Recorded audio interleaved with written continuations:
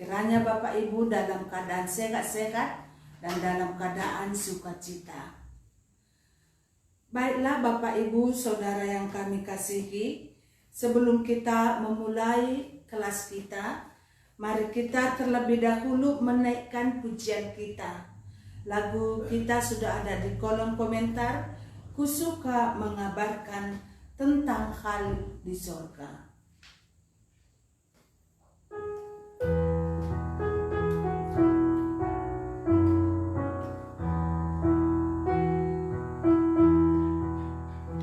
Ku suka mengabarkan tentang hal di surga, tentang kasih Tuhanku yang mati bagiku. Ku suka mengabarkan tentang kuasa Injil, selamatkan kaum berdosa, dapat hidup kekal. Ku suka mengabarkan Injil Tuhan yang mulia, kabarkan kasih Yesus dan keselamatannya. Ku suka mengabarkan indahnya Injilnya yang melebihi emas dan segala hartaku. Ku suka mengabarkan tentang berkat Injil yang memberi kehidupan, gemarkan hatiku. Ku suka mengabarkan Injil Tuhan yang mulia, kabarkan kasih Yesus dan keselamatannya. Ku suka mengabarkan, semakin ku kabarkan pada umat semua, senang mendengarnya. Ku suka mengabarkan tentang Injil Tuhan pada yang belum mendengar tentang kasih Tuhan. Ku suka mengabarkan Injil Tuhan yang mulia, kabarkan kasih Yesus dan keselamatannya. Ku suka mengabarkan tentang hal di surga, yaitu tentang Tuhan Yesus yang mati bagi kita, tentang kasih Yesus yang menyelamatkan kita, memberi kita hidup yang kekal. Baik Bapak Ibu Saudara sekalian, satu lagi kita menaikkan pujian kita, baru kita memulai kelas kita. Aku berserah pada Yesus.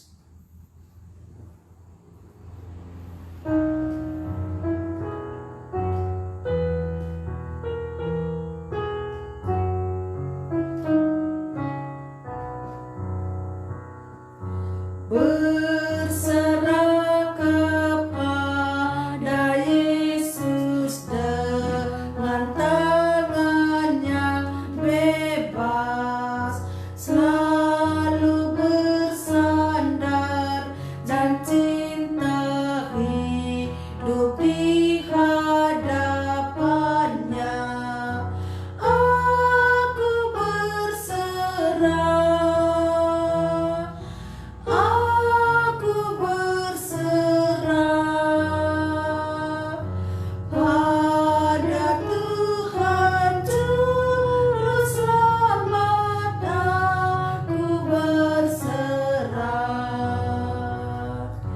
berserah kepada Yesus, aku tunduk padamu. Nafsu duniaku buangkan, terima aku ya Tuhan. Aku berserah, aku berserah pada Tuhan Juru Selamat. Aku berserah, berserah kepada Yesus, diriku buat Tuhan, penuhi cinta dan kuasa, biar berkat Tuhan nyata. Aku berserah, aku berserah pada Tuhan Juru Selamat. Aku berserah. Ya, kita melanjutkan kelas kita.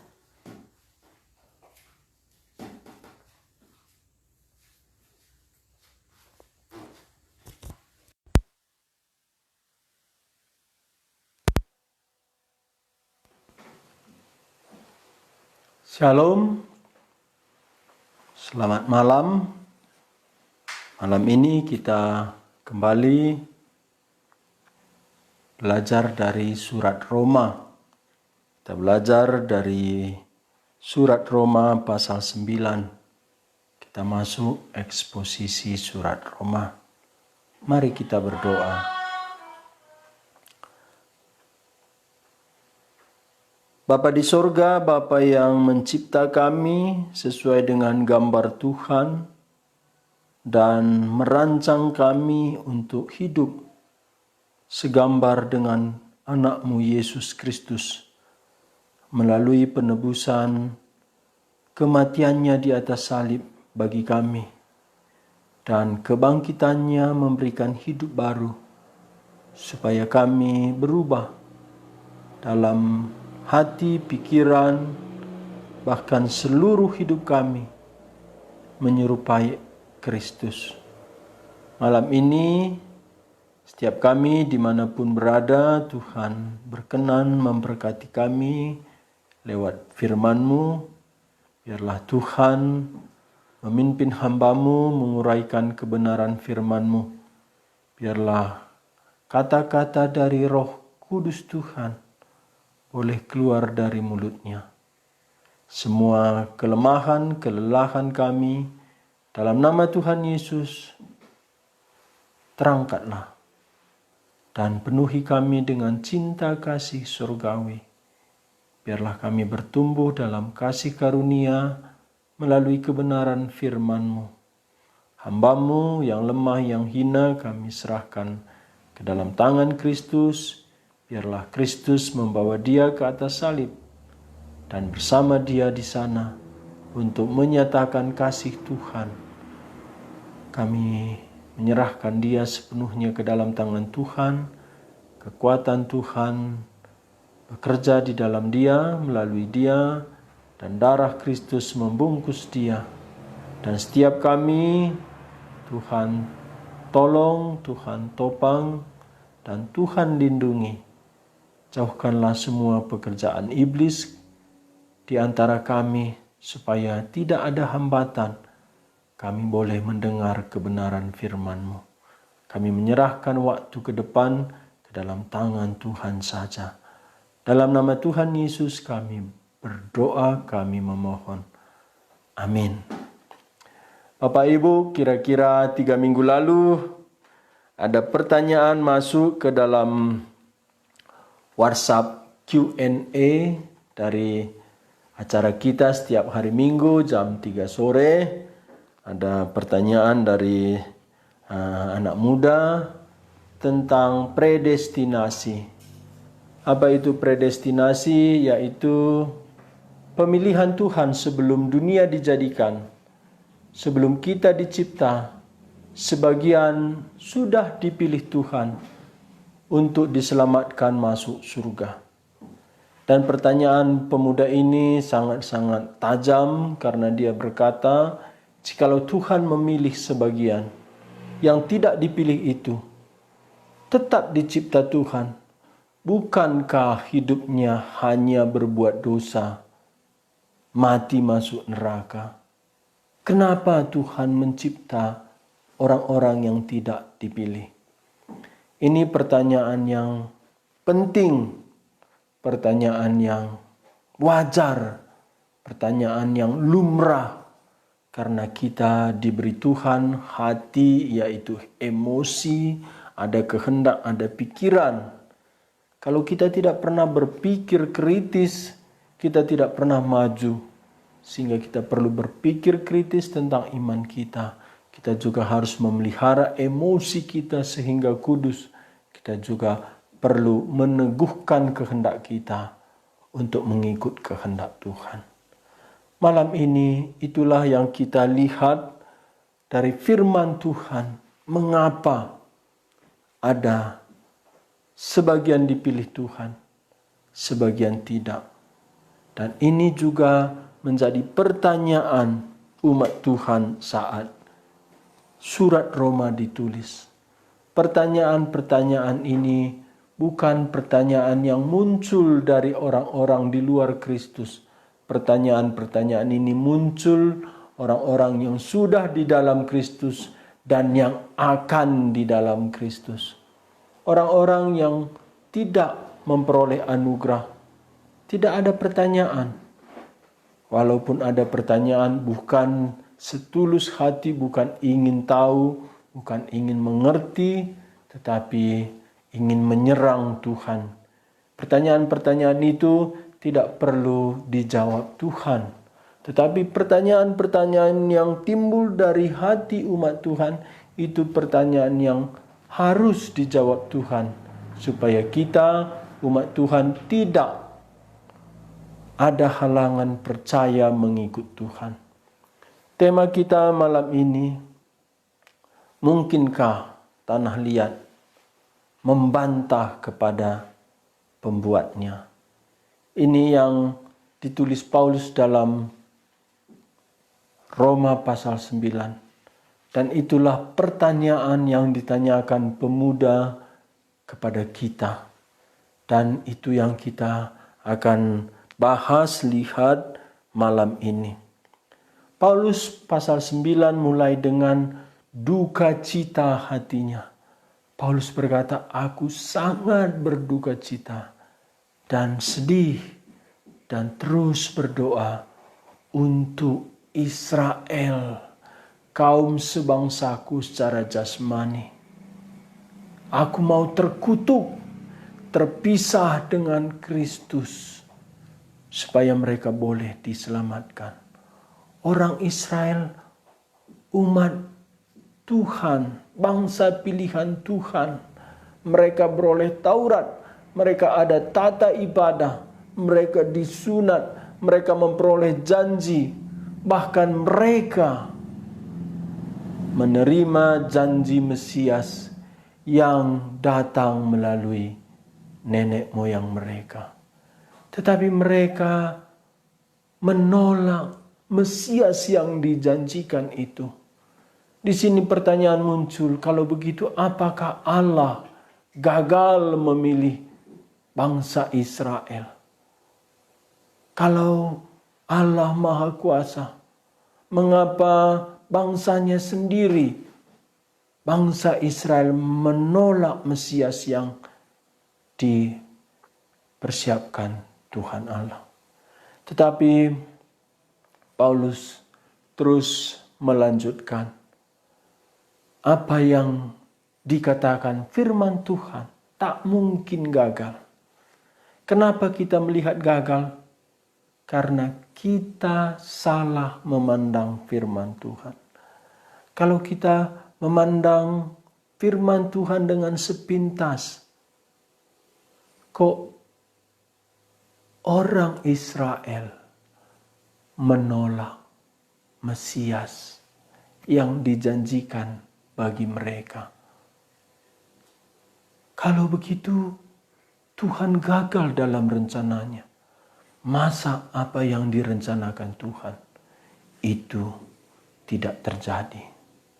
Ini sebetulnya tak mungkin karena Tuhan Maha Kuasa. Anak saya itu pemikir. Umur 3,5 tahun, waktu saya menyetir mobil, dia pegang pundak saya. "Pak," katanya. Saya bilang, "Apa?" "Malu pun kita jadi orang Kristen." Ku bilang, "Kenapa?" "Tuhan Yesus kok salah pilih?" Ku tanya, "Apa salah pilih?" "Kok pilihnya Yudas? Yudas kan menjual Yesus." Ini 3,5 tahun saya heran. Memang anak saya tuntun terima Tuhan Yesus itu sebelum umur 3,5 tahun. Itu luar biasa, bisa anak kecil menangis terima Tuhan Yesus. Dan saat itu saya sering cerita Injil kepada dia. Saya mendampingi dia kalau dia mau tidur, saya cerita Tuhan Yesus. Tapi suatu hari dia bertanya, "Pak, kenapa Tuhan Yesus salah pilih Yudas Iskariot?" Oh, waktu itu saya tidak bisa salah menjawab. Ini pertanyaan anak kecil, ini jujur murni. Kalau saya salah menjawab, bisa imannya rusak. Persis itu juga yang terjadi di Roma pasal 9. Mengapa orang Israel sendiri menolak Kristus? Itu terjadi mulai Kristus lahir sampai Kristus disalib oleh karena Israel menuntut Pilatus, dan sampai kebangkitan Kristus, para rasul tetap dianiaya orang Israel sehingga mereka harus keluar dari tanah Israel. Bahkan mereka harus mati, beberapa di tangan orang Israel. Seperti Yakobus, seperti Stefanus, seorang diaken. Bahkan sampai hari ini, kalau kita ke tanah Israel, mereka paling menolak Kristus, Kristen daripada Muslim. Berapa tahun lalu saya ke sana, seorang guide kami berkata, di tanah Israel, orang Israel lebih keras menolak Injil daripada agama Muslim. Mengapa ini terjadi? Apakah Allah gagal? Paulus membuat argumen dengan dasar Alkitab. Bukan semua Israel adalah Israel. Oh, berarti ada dua Israel. Bukan semua Israel adalah Israel. Apa artinya? Bukan semua bangsa Israel ini Israel sejati. Dan Paulus buat argumen selanjutnya, seperti bukan semua anak Abraham adalah anak Abraham yang benar. Waktu itu Abraham punya istri Sarah dan ada Hagar, gundik Sarah. Tapi Hagar, budak Sarah ini, duluan melahirkan anak Ismail. Tapi firman Tuhan kepada Abraham, bukan Ismail yang menjadi keturunanmu, tapi melalui istrimu Sarah yang sudah kujanjikan. Dan ini ditunggu Abraham sampai 25 tahun. Sehingga ketika Tuhan minta Ishak dipersembahkan, Tuhan berkata, Abraham, ambillah anakmu Ishak, anakmu yang kau kasihi, anakmu yang tunggal. Itu artinya apa? Dalam pandangan Tuhan Allah, hanya Ishak anak Abraham, bukan Ismail. Kenapa? Karena Ismail ini kehendak daging, pikiran Hagar, cara manusia, usaha manusia. Tapi Ishak adalah janji Tuhan, anugerah Tuhan, kuasa Tuhan yang tak mungkin menjadi mungkin karena Tuhan. Sehingga namanya Ishak, sukacita, ketawa. Jadi bukan asal anak Abraham secara daging adalah anak Abraham. Sebenarnya setelah kematian Sarah, Abraham adalah istri dan melahirkan banyak anak, keturunan. Tapi Tuhan tidak pernah menyinggung anak-anak Abraham dari keturunan, karena itu anak-anak daging. Yang menjadi perhatian Tuhan, Ishak. Karena itu yang dijanjikan Tuhan. Tapi Ishak menikah dengan Ribka. Ishak dari bapak-bapak leluhur, dia yang punya hanya satu istri. Kalau anaknya Yakub nanti udah punya beberapa, 2 istri tambah lagi 2 budak istri. Tetapi Ishak hanya punya satu istri, Ribka. Tetapi setelah Ribka mengandung dari satu ayah. Anak-anaknya yaitu Ishak. Ishak juga mempunyai hanya satu istri. Dan satu istri ini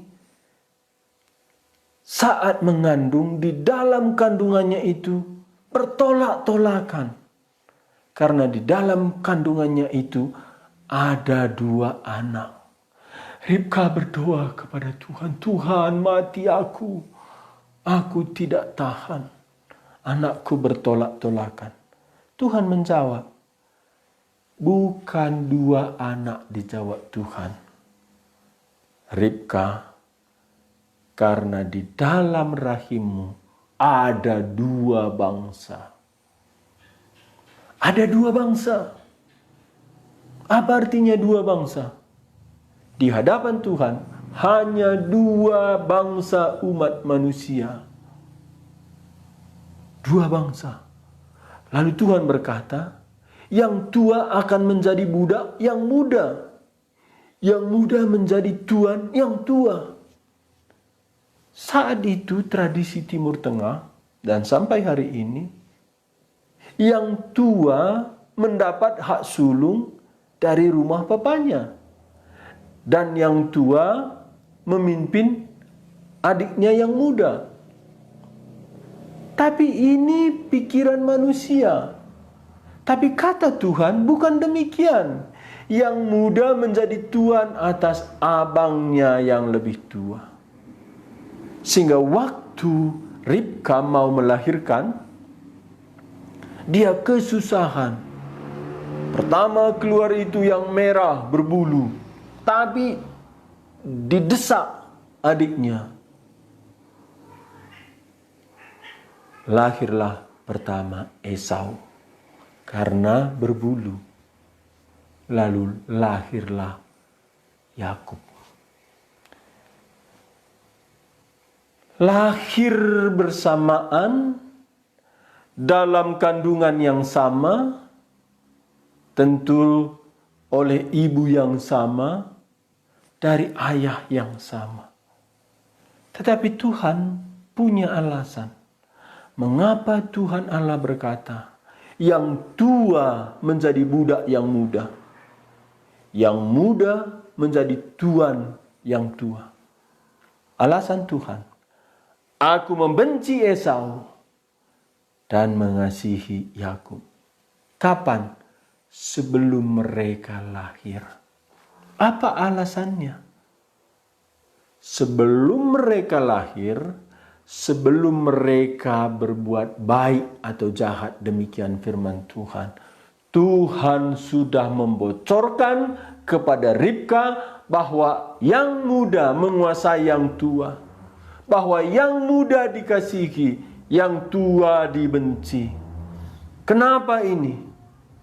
Karena ini berbicara kasih Tuhan, bukan melalui perbuatan, tapi semata-mata kasih anugerah Tuhan. Bukan karena ada sesuatu yang dibuat manusia sehingga Tuhan jatuh hati kepada manusia itu, tetapi semata-mata karena cinta kasih Tuhan yang kekal, yang tidak tergantung reaksi, respon, keadaan, kebaikan manusia itu, tapi tergantung daripada kehendak pilihan Tuhan oleh kasih karunia Tuhan. Itulah Israel sejati. Jadi Paulus berkata, bukan Tuhan gagal. Kita yang salah mengerti ketika kita mendengar orang Israel. Kita samakan semua. Dalam pandangan Tuhan tidak sama. Tidak semua orang Israel sejati. Tidak semua anak Abraham yang benar. Tidak semua anak Ishak yang dipilih Tuhan. Dan kapan ini terjadi? Sebelum mereka lahir berbuat baik atau jahat. Kenapa ini? Ini bukan berbicara penolakan Tuhan. Ini berbicara kasih Tuhan. Ini bukan firman Tuhan untuk orang yang tidak percaya. Ini firman Tuhan untuk orang percaya. Orang yang tidak percaya tidak mengerti ini. Tapi firman Tuhan ini untuk kita yang menerima Yesus Kristus sebagai Tuhan dan Juru Selamat kita. Supaya kita sadar bagaimana kasih Tuhan, anugerah Tuhan. Dari begitu banyak bangsa, miliaran umat manusia sepanjang sejarah. Dan beberapa di antaranya dipilih Tuhan, termasuk kita. Demikian firman Tuhan, saya baca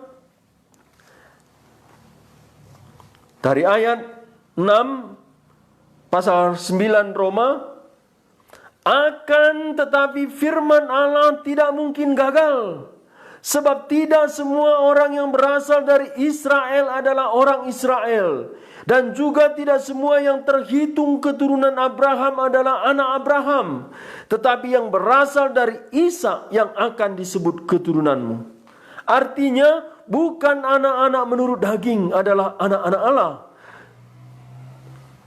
Tetapi anak-anak perjanjian yang disebut keturunan yang benar. Ayat 9. Sebab firman ini mengandung janji. Pada waktu seperti inilah aku akan datang dan Sarah akan mempunyai seorang anak laki-laki. Tetapi bukannya itu saja. Lebih terang lagi ialah Ribka yang mengandung dari satu orang, yaitu maksudnya suaminya Ishak, yaitu Ishak, bapa leluhur kita. 11. Sebab waktu anak-anak itu belum dilahirkan dan belum melakukan yang baik atau yang jahat, supaya rencana Allah tentang pemilihannya diteguhkan, bukan berdasarkan perbuatan, tetapi berdasarkan panggilannya. Dikatakan kepada Ribka, anak yang tua akan menjadi hamba anak yang muda. Seperti ada tertulis, aku mengasihi Yakub, tetapi membenci Esau. Ayat 14. Jika demikian, apakah yang hendak kita katakan? Apakah Allah tidak adil? Mustahil. Mustahil. Sebab ia berfirman kepada Musa, aku akan menaruh belas kasihan kepada siapa aku mau menaruh belas kasihan. Dan aku akan bermurah hati kepada siapa aku mau bermurah hati. Ayat 16, penting. Jadi, hal itu tidak tergantung pada kehendak orang atau usaha orang. tetapi kemurahan hati Allah. Sekali lagi, keselamatan bukan tergantung kepada kehendak kita mau percaya atau tidak, bukan tergantung usaha kita, kerinduan kita, keinginan kita, tapi respon kita, usaha kita, kehendak kita, keinginan kita percaya kepada Yesus, itu bukti Allah bermurah hati bagi kita. Ayat 16, sekali lagi saya baca. Jadi hal itu tidak tergantung kepada kehendak orang atau usaha orang, tetapi kepada kemurahan hati Allah. Sebab kitab suci berkata kepada Firaun, itulah sebabnya aku membangkitkan engkau, yaitu supaya aku memperlihatkan kuasaku di dalam engkau, dan supaya namaku dimasyhurkan di seluruh bumi. Ayat 18. Jadi Ia, Allah, menaruh belas kasihan kepada siapa yang dikehendakinya, dan menegarkan hati siapa yang dikehendakinya. 19. Sekarang kamu akan berkata kepadaku, kata Paulus. Sekarang kamu akan berkata kepadaku, jika demikian, apalagi yang masih disalahkannya? Sebab siapa yang menentang kehendaknya? Sekali lagi ayat 19. Sekarang kamu akan berkata kepadaku, jika demikian, apalagi yang masih disalahkannya? Sebab siapa yang menentang kehendaknya? Maksudnya di sini, kalau Allah yang mengatur orang percaya dan membiarkan sebagian menolak Allah, mengapa Allah menghakimi orang yang menolak Kristus? Sekali lagi, kalau anugerah Allah, kemurahan hati Allah yang membuat manusia beriman dan berespon kepada Yesus Kristus, sebagian dibiarkan tidak berespon, mengapa Allah menghakimi, menghukum, melemparkan ke neraka orang yang tidak berespon itu? Di sini Paulus menulis ayat 20. Siapakah kamu? Maaf.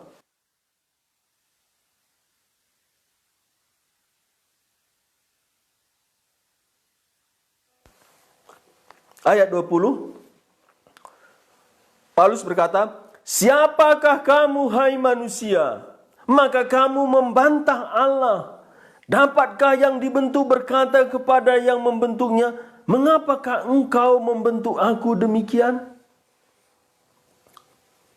Ayat 21, apakah tukang periuk tidak mempunyai hak?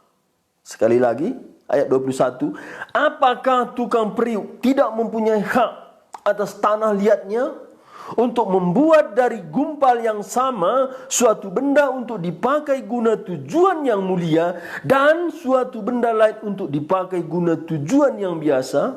22. Jadi, kalau untuk menunjukkan murkanya dan menyatakan kuasanya, Allah menaruh kesabaran yang besar terhadap benda-benda kemurkaannya yang telah disiapkan untuk kebinasaan, justru untuk menyatakan kemuliaannya atas benda-benda belas kasihannya yang telah dipersiapkannya untuk kemuliaan. 24. Yaitu kita, jelas ini orang pilihan. Artinya di sini apa?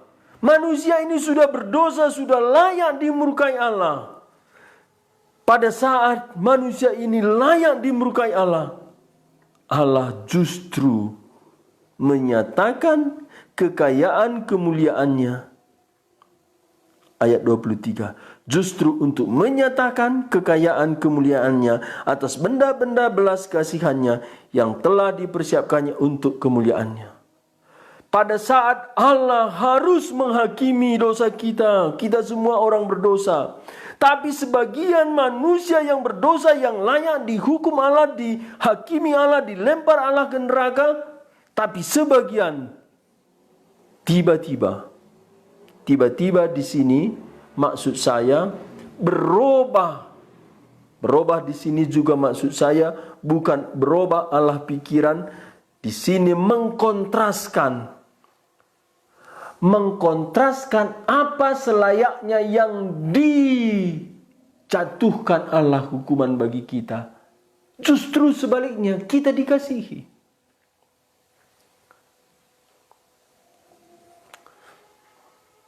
Jadi Paulus di sini bukan mau menyatakan Allah itu tidak memilih. Tapi di sini Paulus menyatakan Allah itu memilih. Dan di sini Paulus menyatakan kita pun layak dihakimi, dilempar, dibuang ke neraka. Justru Allah mengasihi kita. Jadi pandangan kita bukan mereka yang menolak Kristus. Pandangan kita, kenapa saya yang sama dengan mereka yang tidak percaya, saya kok diberi iman? Pernah saya buat ilustrasi 2 orang naik sepeda motor, satu ke parit, satu ke sebelah kiri, satu ke sebelah kanan. Yang di sebelah kiri ada orang lewat, diangkat, dibawa ke rumah sakit. Diobati, dibayar oleh yang angkat itu. Akhirnya berapa hari kemudian dia sembuh keluar dari rumah sakit. Tapi setelah sampai di rumah, dia dengar kabar bahwa temannya itu mati di parit. Kita bertanya, mengapa orang yang jatuh ke sebelah kiri itu masuk parit? Dia sembuh, sehat, selamat.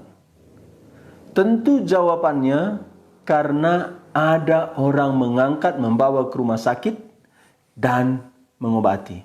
Jelas. Kenapa orang yang jatuh ke sebelah kanan itu mati? Karena dia main-main, karena dia sembarangan mabuk-mabukan, jatuh ke parit. Itu yang layak kepada dia karena dia mabuk-mabukan sembrono. Jadi pertanyaan, apakah Allah bertindak tidak adil di sini? Satu kok ditolong, satu dibiarkan. Di sini kita perlu hati-hati. Paulus tadi sudah menjawab ayat 14. Jika demikian, apakah yang hendak kita katakan? Apakah Allah tidak adil? Mustahil. Berarti di sini bukan tentang keadilan Allah. Tadi apa? Di atas tadi dikatakan ayat 11. Sebab waktu anak-anak itu belum dilahirkan dan belum melakukan baik dan yang jahat, supaya rencana Allah tentang pemilihannya diteguhkan, bukan berdasarkan perbuatan tetapi berdasarkan panggilannya. Ini bukan karena Allah pilih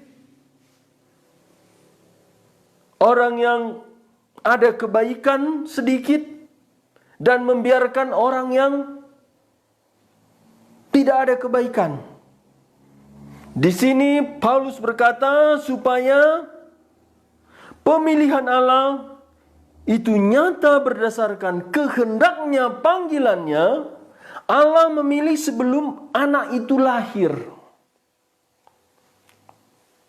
Sekali lagi, supaya nyata panggilan Allah bukan berdasarkan apa yang ada pada manusia. Karena Allah memilih sebelum anak itu lahir. Apa artinya ini? Supaya nyatalah bahwa kasih karunia itu betul-betul kasih karunia. Tapi ada pertanyaan lain.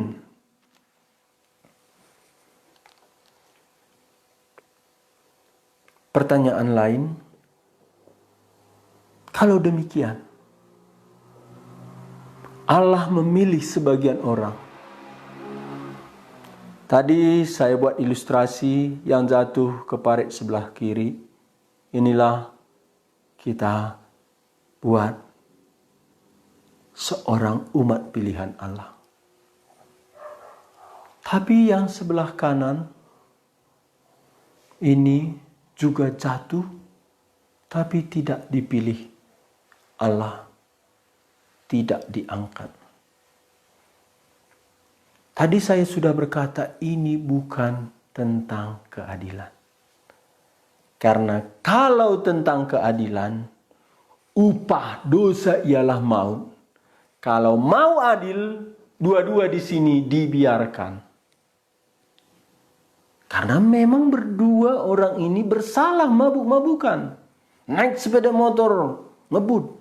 Memang dia bertindak demikian. Dia yang berbuat, ya wajarlah. Dia yang menerima akibatnya. Itulah upah dosa. Itulah keadilan. Jadi kalau keadilan, semua kita masuk neraka, hilang selama-lamanya karena upah dosa kita.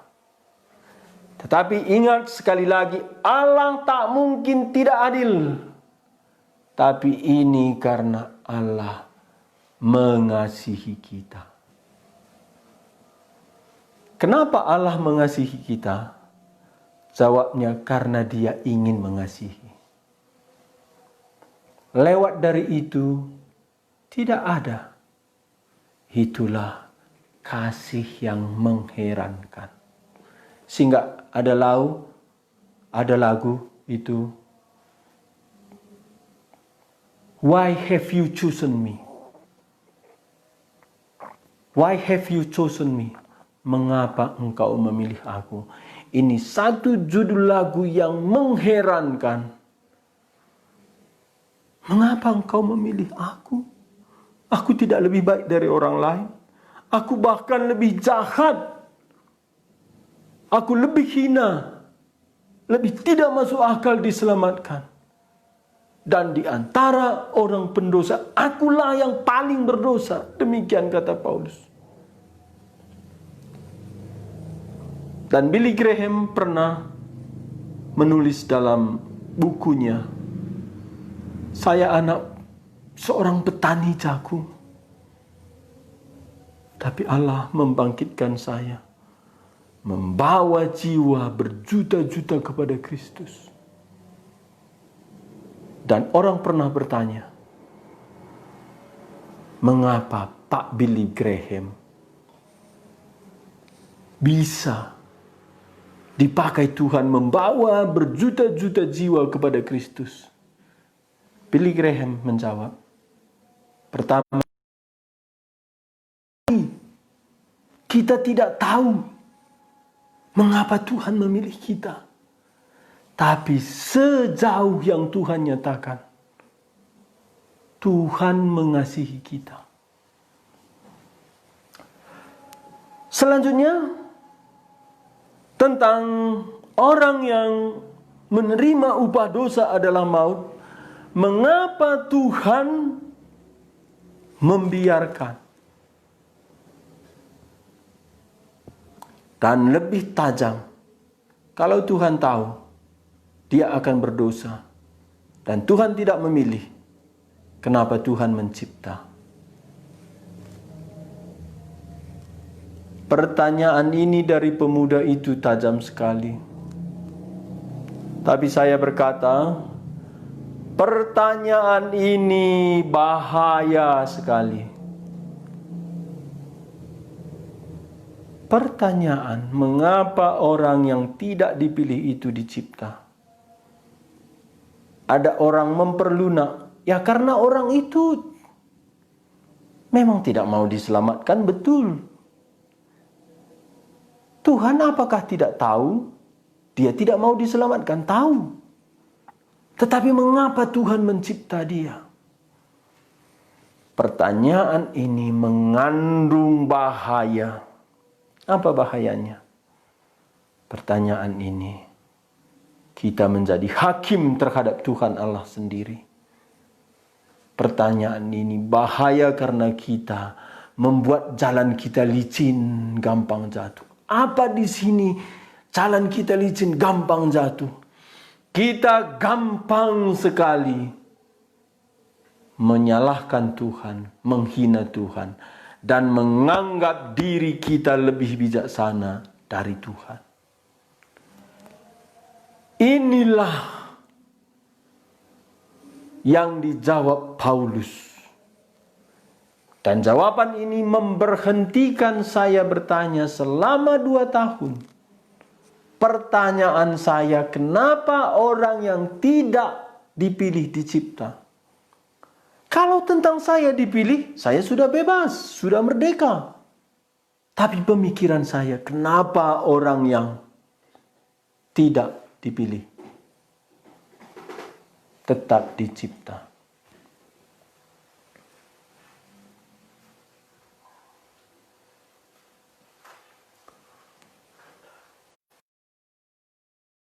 Di Jerman, namanya Asim Tesner. Dia dosen perjanjian lama. Dia terus mengganggu doktrin pilihan ini. Selama 1,5 bulan kami diajar, akhirnya saya berubah, menolak pilihan. Tapi selama 2 tahun saya menderita. Kenapa saya menderita? Karena setiap minggu saya harus khotbah. Ketika ada ayat-ayat, kamu sudah dipilih. Saya tidak berani lagi menafsirkan ayat-ayat itu. Karena dia menolak ada sebagian dipilih.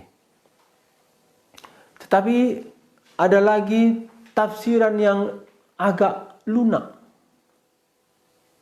Tapi berbahaya juga. Tafsiran itu yang dipilih maksudnya Kristus. Jadi kita bebas pilih Kristus atau tidak. Betul separuh memang Alkitab berkata Kristus sudah dipilih sebelum dunia dijadikan. Tapi firman Tuhan yang kita baca bukan tentang Kristus yang dipilih, tapi pribadi.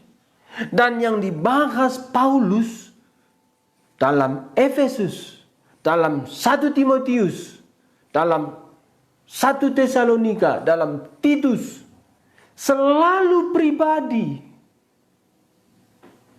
Jadi yang dipilih pribadi ini. Bapak, Ibu, Saudara, dan saya. Jadi pertanyaannya, mengapakah Allah memilih satu pribadi dan membiarkan pribadi yang lain? Demikian firman Tuhan pasal 9 ayat 19. Paulus berkata, sekarang kamu akan berkata kepadaku, jika demikian apalagi yang masih disalahkannya? Sebab siapakah yang menentang kehendaknya? Kehendaknya ini kedaulatannya.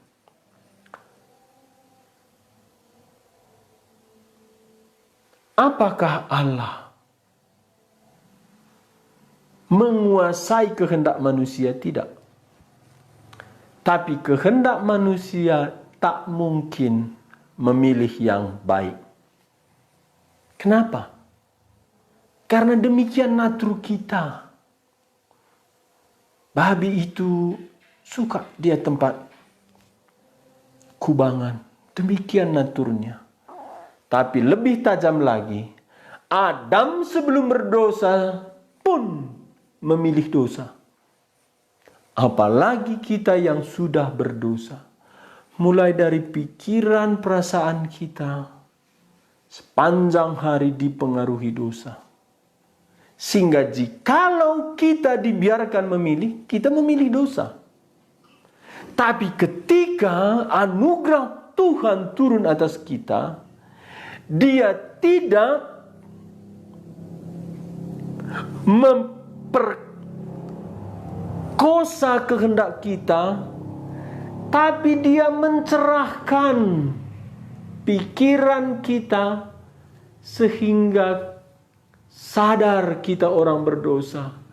Emosi kita diinsyapi Roh Kudus akan dosa kita, kita sedih. Dan pada saat bersamaan Roh Kudus melalui firman Tuhan membangkitkan satu keinginan meninggalkan dosa dan mengikut Yesus Kristus. Inilah cara Tuhan memilih kita. Ini berbicara tentang kasih karunia Tuhan bagi kita. Jadi kembali lagi kepada orang yang tidak dipilih. Kalau kita memprotes kenapa Tuhan mencipta orang yang tidak dipilih, kita berdosa karena kita bertindak sebagai Tuhan atas Tuhan sendiri. Jadi firman Tuhan berkata, yang kukasihi, kukasihi. Yang kutolak, kutolak. Artinya apa? Ini tergantung Tuhan. Inilah yang disebut kedaulatan Tuhan. Kedaulatan Tuhan artinya segala sesuatu terjadi, final, puncaknya itu atas kehendak Tuhan. Dan Tuhan yang berdaulat mempunyai kehendak. Tidak ada kehendak di atas kehendak Tuhan. Jadi kalau kita berkata di mana kehendak manusia? Pertanyaannya di mana kehendak Tuhan? Kalau kita bertanya di mana kebebasan manusia, ada lagi pertanyaan di mana kedaulatan Tuhan? Jadi antara Tuhan yang maha kasih, maha berdaulat, maha kuasa, mengapa dia memilih sebagian dan membiarkan sebagian? Inilah yang dijawab Paulus dalam ayat 20. Siapakah kamu, hai manusia, maka kamu membantah Allah? Dapatkah yang membentuk berkata kepada yang membentuknya, mengapa engkau membentuk aku demikian? Paulus berkata, siapakah kamu, hai manusia? Engkau tak pernah pilih lahir. Engkau tak pernah pilih di mana dan kapan lahir. Engkau itu hasil produk Allah. Masa engkau membantah? Siapakah engkau? Artinya ini ada batas antara Allah, Sang Pencipta, Maha Kuasa, berdaulat, benar, suci, tak mungkin tidak adil, pasti adil, dengan kita manusia yang dicipta terbatas, berdosa. Kita tidak mungkin selepel dengan Allah. Jawaban Paulus ini memberhentikan saya setelah 2 tahun bertanya. Disitulah saya pertama sadar saya mengkorek-korek hak Allah. Disitulah saya sadar saya hanya tanah liat. Saya bukan Allah. Disitulah mulut saya disumbat, pikiran saya di stop.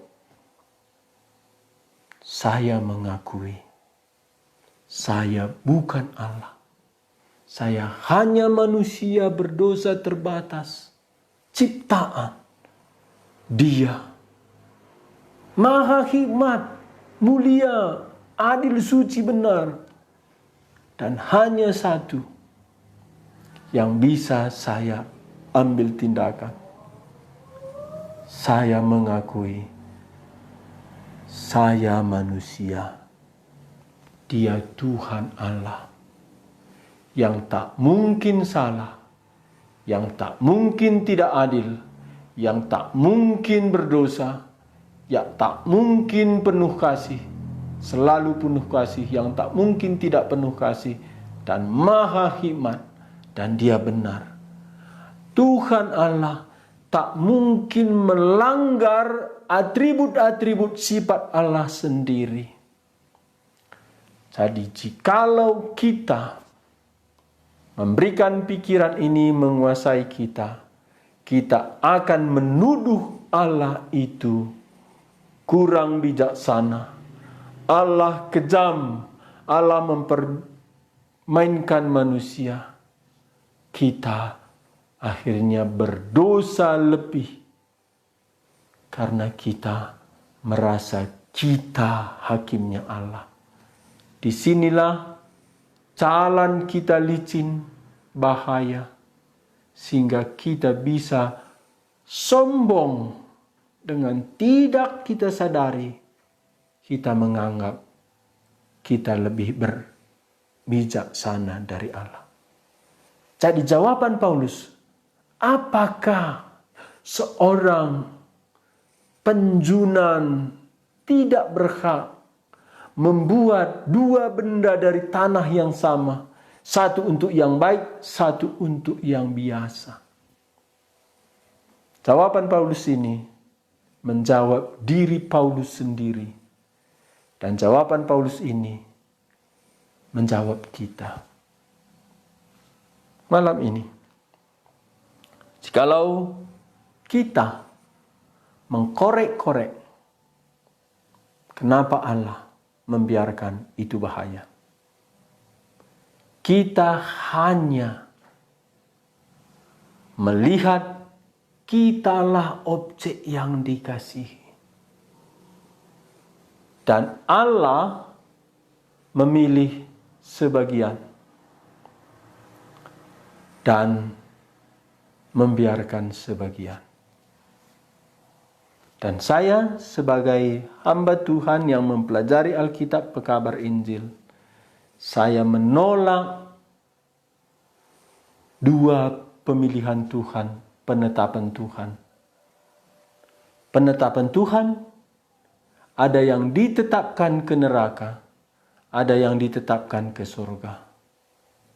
Karena dalam firman Tuhan ini, saya melihat Paulus ingin menyatakan kasih-Nya. Dan fokus saya dikasihi Tuhan. Sayalah yang dipilih Tuhan. Dan tentang yang tidak dipilih Tuhan, Tuhan tidak mungkin salah. Tuhan tidak mungkin berdosa. Tuhan tidak mungkin tidak adil.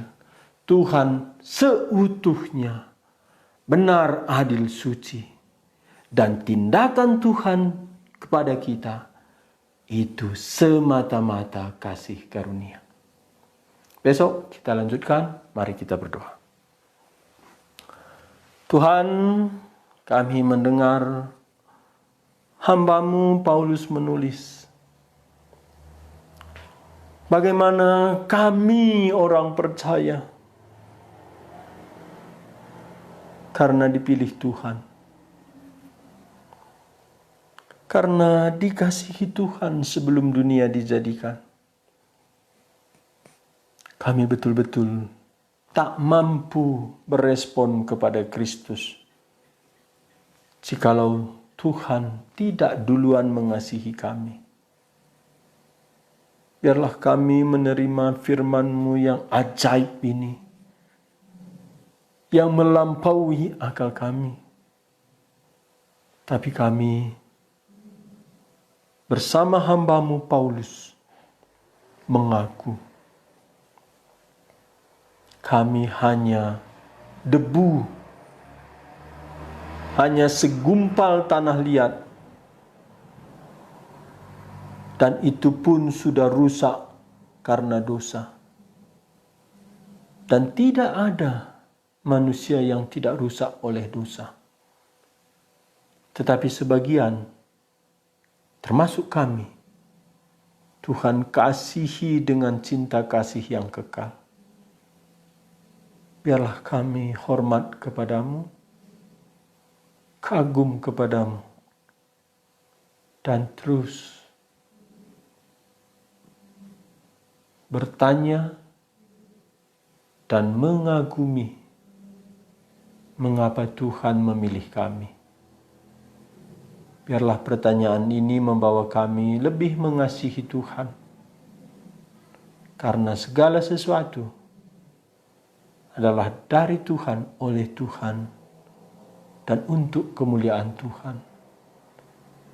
Biarlah kami menerima ini dengan merespon dalam ketidakmengertian kami seutuhnya. Kami lebih mencintai Tuhan. Tuhan Yesus, di tangan Tuhan, kami penjunan yang dipersiapkan untuk kekekalan. Biarlah dalam seluruh hidup kami insyaf. Tangan Tuhan yang memilih kami, tangan Tuhan yang membawa kami kepada kesempurnaan, dan saat ini juga tangan Tuhanlah yang memproses kami. Bagimulah hormat kemuliaan sampai selama-lamanya. Amin. Bapak, Ibu, Saudara sekalian, terima kasih. Sampai di sini kelas kita. Sampai besok kita lanjutkan pelajaran kita.